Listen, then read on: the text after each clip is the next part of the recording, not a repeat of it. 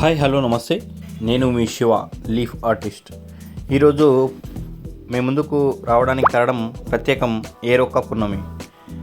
విస్తారమైన వర్షాలతో నదులన్నీ నిండి పంట భూములు సిరుల పంటలు పండాలని, రైతన్నల ఇంట పండగ వాతావరణం వెల్లి విరియాలని ఆకాంక్షిస్తూ రైతులందరికీ నేను వేసిన బాదం ఆకుపైన కోడెడ్లు మరియు రైతన్న హలం దున్నుతున్న చిత్రంతో ఏరువాక పౌర్ణమి శుభాకాంక్షలు తెలియజేస్తూ